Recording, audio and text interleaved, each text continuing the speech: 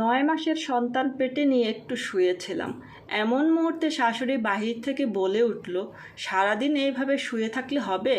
খাওয়া দাওয়ার ব্যবস্থা কে করবে শুনি? মা, আমার পেট ভীষণ ব্যথা করতেছে, যদি কষ্ট করে আপনি একটু আজ রান্না করতেন। তোমার এই নাটক দেখতে দেখতে আমি ক্লান্ত, বেশি কথা বলতে পারবো না, তাড়াতাড়ি রান্না করে যাও।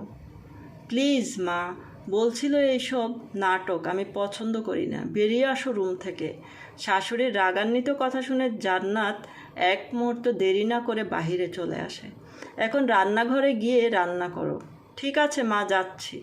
এরপরে জান্নাত অসুস্থ অবস্থায় রান্নাঘরে এসে রান্না করতে থাকে। বেশ কয়েক মিনিট পরে জান্নাতের স্বামী বাসায় এসে জান্নাত জান্নাত করে চিৎকার শুরু করে। স্বামীর এমন চিৎকারে আওয়াজ শুনে জান্নাত তার কাছে চলে যায়। হ্যাঁ বলো, কোথায় ছিলে তুমি? রান্নাঘরে রান্না করছিস সবার জন্যে। বউয়ের কথাটি শুনেই ছেলেটি আবার চিৎকার করে তার মাকে ডাক দেয় এবং তার মা আসলে বলতে থাকে, সমস্যা কি তোমার মা? আমার আবার কিসের সমস্যা হবে? তুমি জান্নাতকে রান্নাঘরে পাঠাইছো কেন?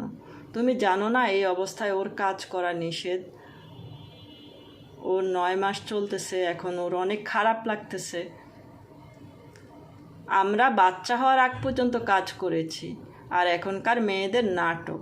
বুঝলাম, কিন্তু তুমি তোমার মেয়ে যখন গর্ভবতী হয়েছিল তখন তাকে 6 মাসের মাথায় কেন বাড়িতে নিয়ে এসেছিলে? তাকে কেন কাজ করতে দাওনি? তার কেন এত যত্ন করেছ? উত্তর দাও আমাকে। কেন, এটা নিজের মেয়ে না বলে এমন করতেছো?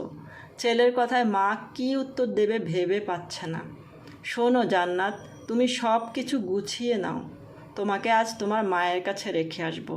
এই কয়েকদিন ওখানে রেস্ট নিও। আরে সমস্যা নেই, একদম চুপ থাকো, আমি যা বলেছি তাই হবে। সব কিছু গুছিয়ে নাও। ছেলেটি কি সঠিক সিদ্ধান্ত নিয়েছে? সবাই একটু কমেন্ট করে জানাবেন প্লিজ। আমাদের সমাজে সত্যি এখন এমন হচ্ছে, নিজের মেয়েটা মেয়ে, কিন্তু ছেলের বউটা মেয়ে না।